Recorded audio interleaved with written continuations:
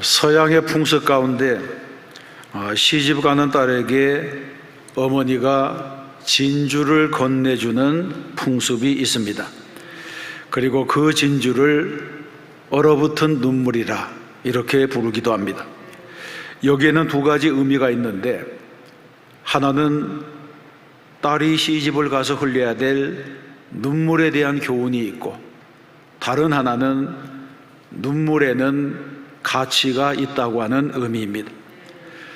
이것은 진주가 만들어지는 과정을 보게 되면 쉽게 이해할 수가 있습니다.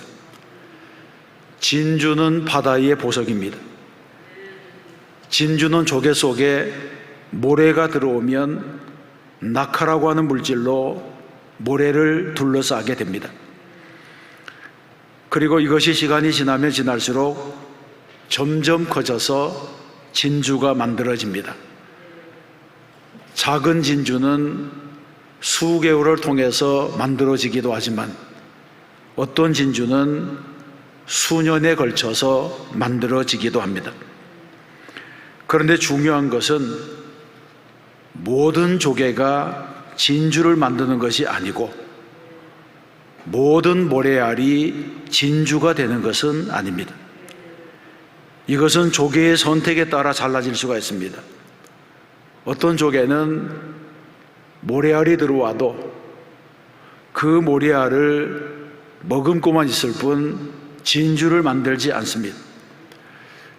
조개가 모래알을 머금고 그대로 있으면 처음에는 괜찮지만 나중에는 이 모래알 때문에 병들어서 죽고 맙니다.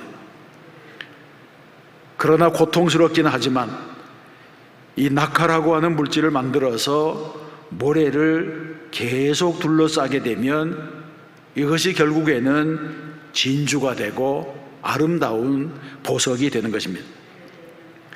우리의 삶도 그렇습니다. 우리도 세상을 살아가다 보면 크고 작은 모래알들이 자꾸 굴러 들어옵니다.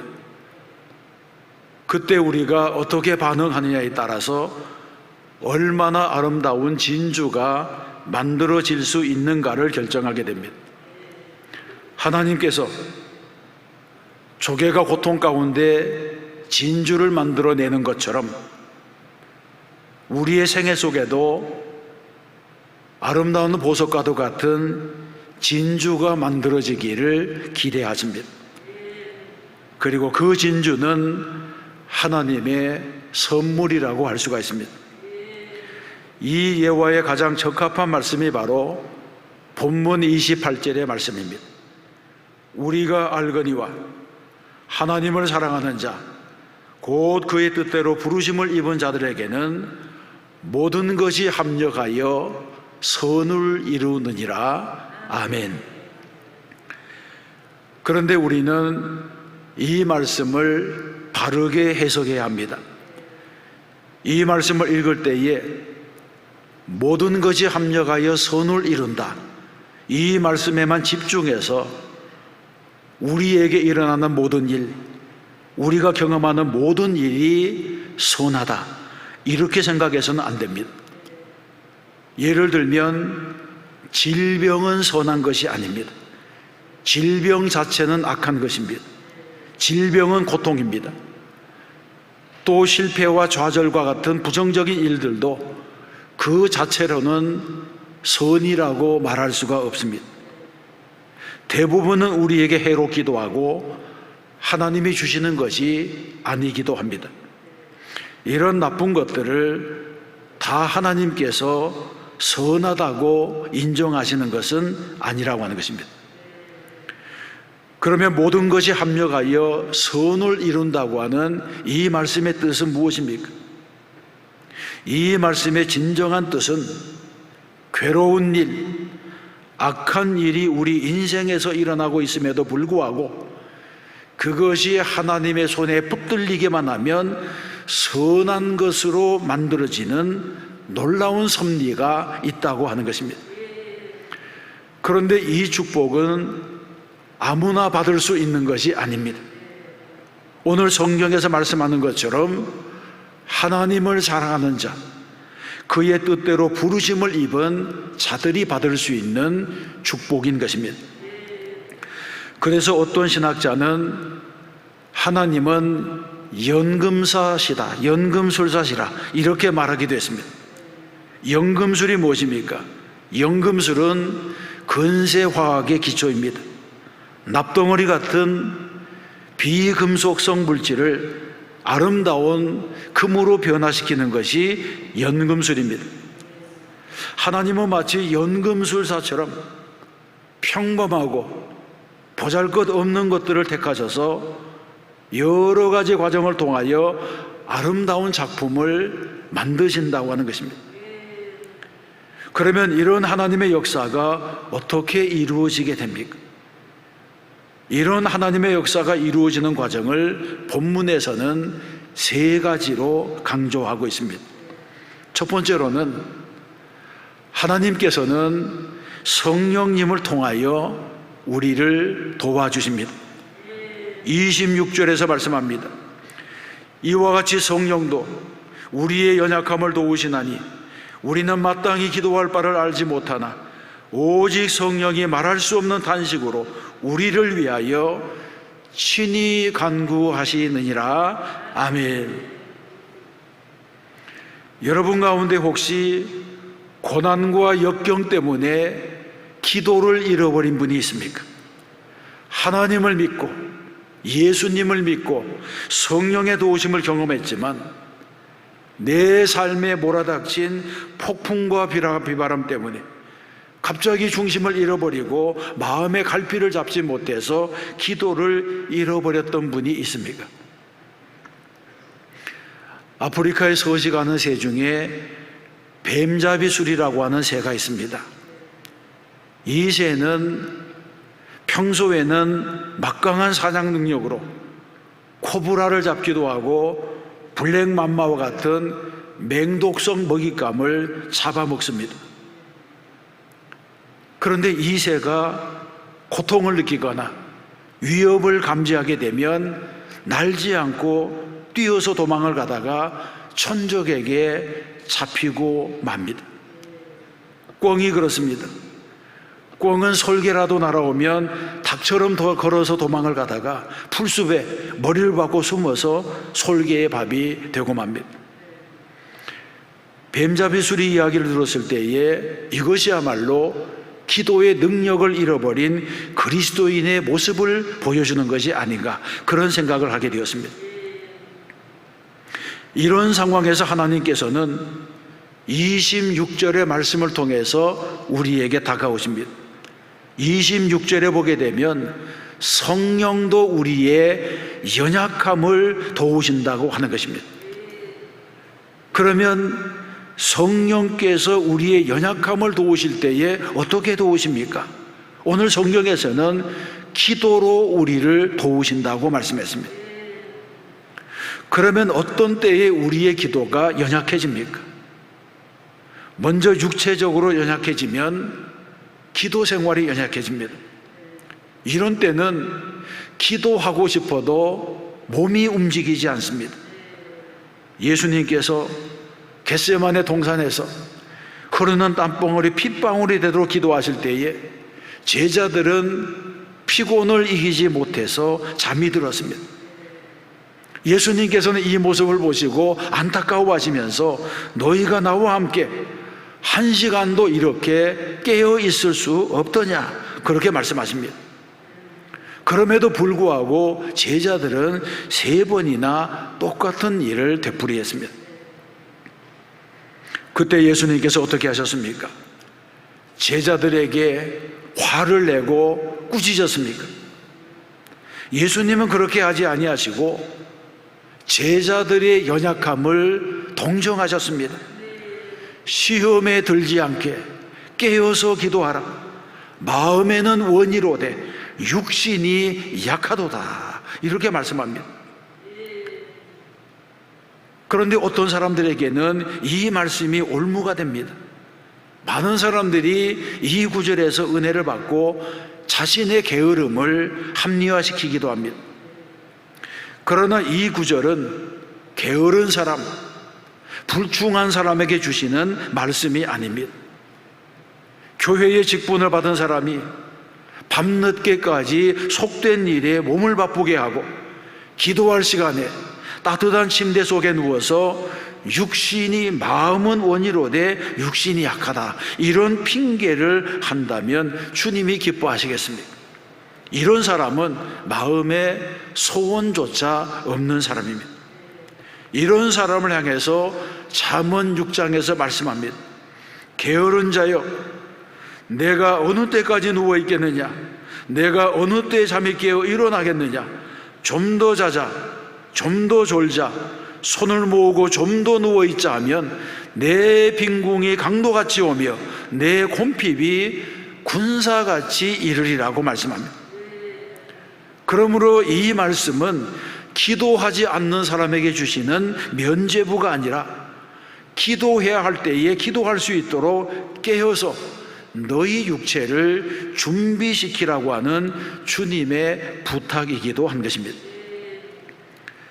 또 영적으로 연약해지면 기도 생활이 약해집니다. 육체적인 연약함 못지않게 기도 생활을 방해하는 것 중에 하나는 영적인 연약함입니다. 신앙 생활을 하는 중에 어떻게 기도해야 할지 기도의 방향조차 잡지 못하는 어려움을 당해보았습니까? 기도가 나오지 않을 때에는 분명히 영적인 문제가 있습니다. 하나님과 나 사이에 가로막힌 장벽이 있습니다. 특별히 회개하지 않은 죄가 있을 때에 기도의 문이 막히게 됩니다. 이런 때에는 죄의 문제를 먼저 해결해야 하는 것입니다. 사람은 영적으로나 육적으로 너무나 연약합니다. 사람은 마음이 표류하면 기도도 표류하고, 영적으로 방황하면 기도도 갈피를 잡지 못합니다. 그래서 우리는 기도하면서 한 치 앞도 내다보지 못하는 그런 기도를 할 때가 있습니다. 돌이켜보면 내가 과거에 드렸던 기도가 너무 엉뚱했다, 이런 사실을 발견할 때가 있습니다. 만일 그때 내가 기도한 대로 하나님이 응답하셨다면 나는 도대체 어떻게 되었을까, 이런 생각이 들기도 합니다. 그래서 곰곰이 지난 날을 돌아보면서 내 기도에 응답하지 아니하신 하나님의 은혜를 찬양할 수밖에 없게 되는 것입니다. 그 대표적인 예가 엘리야의 기도입니다. 엘리야는 갈멜산에서 바알의 제사장들과 대결해서 승리했습니다. 그런데 이 엄청난 승리가 있은 이후에 엘리야는 사역의 스트레스, 그리고 원수들의 위협을 이기지 못해서 쓰러졌습니다. 그래서 광야로 도망가서 로뎀나무 아래 앉아서 죽기를 원하면서 이런 기도를 드렸습니다. 여호와여, 넉넉하오니 지금 내 생명을 거두시옵소서. 나는 내 조상들보다 낫지 못하니이다. 이런 기도를 했습니다. 하나님의 선지자가 낙심해서 사역이고 뭐고 다 집어치우고 이제 그만 죽고 싶다고 하는 소원을 하나님께 올려드린 것입니다. 여러분은 혹시 엘리야처럼 기도하신 적이 없습니까? 하나님, 너무 힘이 듭니다. 내 능력으로는 감당할 수가 없습니다. 여기서 그만 끝내고 싶습니다. 이런 기도를 드린 적이 없습니까? 그런데 만일 이런 잘못된 기도에 하나님께서 응답해 버리신다면 어떻게 되겠습니까? 제가 확신하기는 그렇게 기도할 때에 틀림없이 성령님께서 나를 위하여 대신 기도해 주셨을 것입니다. 내가 만일 하나님 제발 내 영혼을 불러가 주세요 이렇게 기도했다면 성령님께서 하나님, 이 사람이 이렇게 말을 하지만 그것은 사실이 아닙니다. 너무나 고통스럽고 힘들어서 그렇습니다. 그러니 다시 힘을 주시고 일으켜 주시고 다시 회복할 수 있는 길을 열어주세요. 이렇게 중보 기도를 해 주셨을 것입니다. 나를 위한 성령님의 기도가 있기 때문에 내가 여기까지 왔다고 하는 사실을 믿으시기 바랍니다. 성령님께서는 오직 성령이 말할 수 없는 탄식으로 우리를 위하여 친히 간구하신다고 말씀하고 있습니다. 그래서 오늘 저와 여러분이 여기에 있는 것입니다. 하나님께서는 오늘도 우리의 기도를 도우시는 성령님을 통해서 나와 함께 하시는 줄로 믿습니다. 하나님은 성령님을 통해서 나를 도우시는 것입니다. 두 번째 살펴볼 것은 하나님은 모든 일 가운데 역사하신다는 것입니다. 성령님이 우리를 위하여 기도해 주시는 것은 하나님의 도우심의 시작입니다. 거기에 대해서 하나님께서는 우리가 행하는 모든 일 가운데 역사하셔서 결국에는 승리하게 하십니다. 28절에서 말씀했습니다. 우리가 알거니와 하나님을 사랑하는 자 곧 그의 뜻대로 부르심을 입은 자들에게는 모든 것이 합력하여 선을 이루느니라. 아멘. 여러분, 이 말씀을 읽어보게 되면 특별한 일에만 선을 이루게 하신다고 하는 말씀이 아니라고 하는 것을 알게 됩니다. 어떤 일에 선택적으로 간섭하시겠다고 하는 말씀도 아닙니다. 많은 일 가운데 함께 하시겠다고 하는 말씀도 아닙니다. 이 말씀은 문자 그대로 모든 일입니다. 우리가 경험하는 모든 일, 우리가 부닥치는 모든 일이 하나님의 섭리와 주권 아래에 있습니다. 하나님께서는 어느 것 하나라도 놓치시지 않습니다. 가장 사소하게 보이는 것일지라도 그 일이 하나님의 자녀가 당하는 일이라면 하나님은 관심을 가지십니다. 인간은 태생적으로 연약한 존재입니다. 그것은 사실입니다. 우리의 몸, 우리의 마음, 우리의 정신은 믿을 수 없을 만큼 연약하게 생겼습니다. 우리가 예수를 잘 믿어도 이 세상을 살면서 여러 가지 어려운 일을 만납니다. 고난을 당할 수가 있고, 병에 걸릴 수가 있고, 실패할 수도 있고, 사고를 당할 수도 있고, 넘어지기도 합니다. 예수를 믿는다고 해서 이 모든 것들을 다 피해갈 수가 없습니다. 예수를 잘 믿어도 실패하거나 좌절을 경험할 수가 있습니다. 그러나 한 가지 다른 점, 하나님을 알지 못한 사람들과 다른 점이 있다면, 하나님을 사랑하는 자, 하나님의 뜻대로 부르심을 입은 사람은 실패와 고난과 좌절을 겪을지라도 결국에는 합력하여 선을 이루게 된다는 것입니다. 이것이 바로 성령께서 행하시는 일입니다. 여러분도 지나온 과거를 돌이켜보세요. 조용히 돌아보면 성령님께서 나를 도와주신 일들이 실감나게 다가올 것입니다. 종교개혁자 마르틴 루터는 이런 고백을 했습니다. 나는 농부의 아들로 태어났다. 나의 정조부, 조부, 아버지도 농부였다. 그분들은 내가 커서 읍장이 되는 것을 원하셨을 것이다. 그러나 나는 석사가 된 후 학자가 되는 길을 집어치우고 아버지가 그토록 싫어하시던 수도사가 되었다. 그리고 결국에는 교황과 대항하여 싸움을 했고 또 파괴한 수녀와 결혼하게 되었다. 내가 이렇게 될 줄이야 누가 상상이라도 했겠는가? 하나님은 결국 나를 가장 좋은 길로 인도하셨다고 고백했습니다. 이런 고백이야말로 해석된 삶의 고백이자 하나님의 섭리를 바라보는 기준이라고 할 수 있습니다. 화가인 밀레도 이런 말을 했습니다. 어떠한 사물도 적절한 장소에 놓일 때 아름답지 않은 것이 없다. 반대로 적절한 장소와 시간을 떠나면 아름다운 것이 하나도 없다. 이런 말을 했습니다. 그렇습니다. 화가의 눈으로 보기에도 아무리 못생긴 돌 하나, 아무리 못생긴 나무 한 그루도 그것이 있어야 될 자리에 있으면 아름답고 예술적인 가치를 가지게 된다는 것입니다. 못생긴 나무가 산을 지킨다고 하는 말도 있습니다. 마찬가지로 내가 아무리 연약하고 무능해도 내가 그리스도 안에서 살아가고 있을 때에, 그리고 성령 안에서 살아가고 있을 때에 나의 진가가 드러난다는 것입니다. 진정한 가치를 발휘하게 된다고 말씀합니다. 그런데 중요한 초점이 하나 있습니다. 이런 하나님의 관심이 모든 사람에게 있는 것이 아닙니다. 성경에 있는 말씀처럼 하나님을 사랑하는 자, 그의 뜻대로 부르심을 입은 자에게 주시는 특권입니다.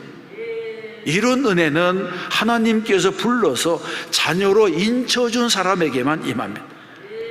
마치 부모가 자식에게 관심이 있어서 다른 사람들은 쳐다보지도 않는 일에도 눈길을 떼지 못하는 것과 같습니다. 마찬가지로 내가 하나님의 자녀라면 하나님은 나의 모든 일에 관심을 기울여 주시는 줄로 믿습니다. 그러므로 우리는 하나님의 특별한 관심 속에 살아가는 성도가 되어야 할 줄로 믿습니다. 세 번째로 살펴볼 것은 하나님은 우리로 하여금 예수님을 닮게 하신다는 것입니다. 하나님의 뜻은 우리의 인생을 섭리하고 간섭하셔서 하나님의 선을 이루시는 데 있습니다. 처음에는 성령님을 보내주셔서 기도하심으로 우리를 도와주시고, 그 다음에는 우리가 경험하고 부딪히는 모든 일에 간섭하셔서 하나님의 선을 이루도록 섭리하십니다. 그리고 마침내 어느 날 우리를 하나님의 아들 예수 그리스도와 온전히 닮아가도록 그런 인생으로 변화시켜 주십니다. 그러면 하나님이 이루어 주시는 선이 무엇입니까? 그 선의 정체가 29절입니다. 하나님이 미리 아신 자들을 또한 그 아들의 형상을 본받게 하기 위하여 미리 정하셨으니 이는 그로 많은 형제 중에서 맏아들이 되게 하려 하심이니라. 아멘. 한마디로 말해서 합력해서 선을 이룬다고 할 때에 그 선은 하나님의 아들이신 예수 그리스도의 형상을 본받게 하는 것입니다. 물론 하나님께서는 우리가 하는 모든 일들을 잘되도록 해주실 것입니다. 그런데 그 잘됨의 초점이 무엇이냐는 것이 중요합니다. 하나님께서는 모든 사건을 통해서 우리를 다듬으시고 마침내 예수 그리스도의 형상을 담게 해주십니다. 여기서 말씀하는 형상이라고 하는 것은 껍데기, 외형이 아닙니다. 여기에서 말씀하는 형상은 내면적인 현상, 본질적인 속성을 의미합니다.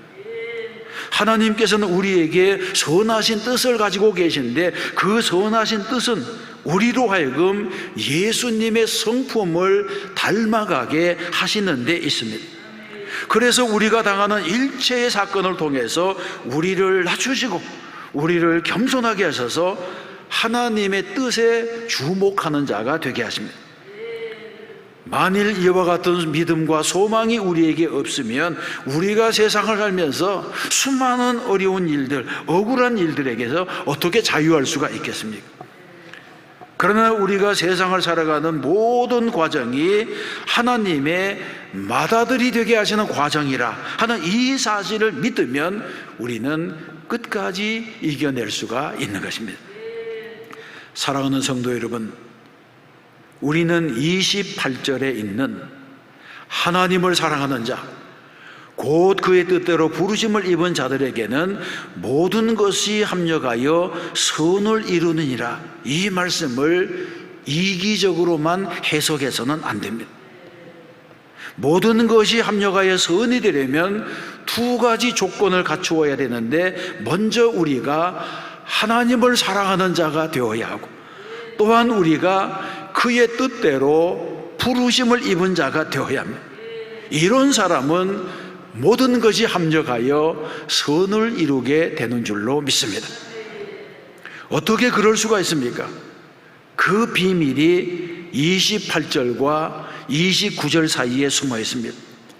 이 두 절의 말씀을 좀 더 정확하게 읽으려면 두 절 사이에 왜냐하면 이런 접속사를 넣어야 합니다.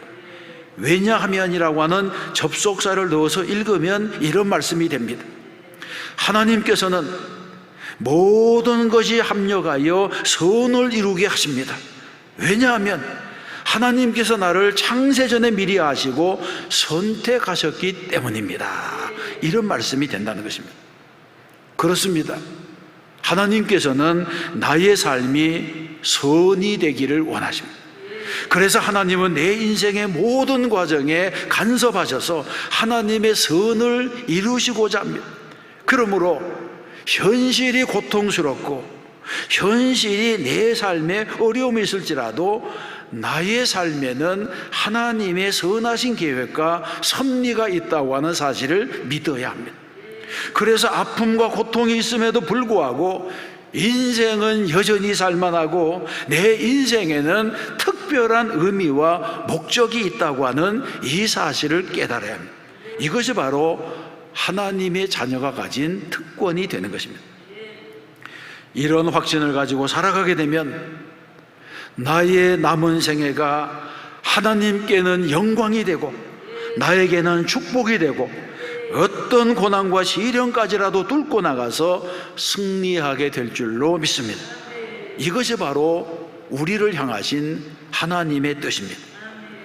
또 한 주간 믿음으로 살고 말씀 따라 살아 승리하는 저와 여러분 되시기를 주님의 이름으로 축원합니다.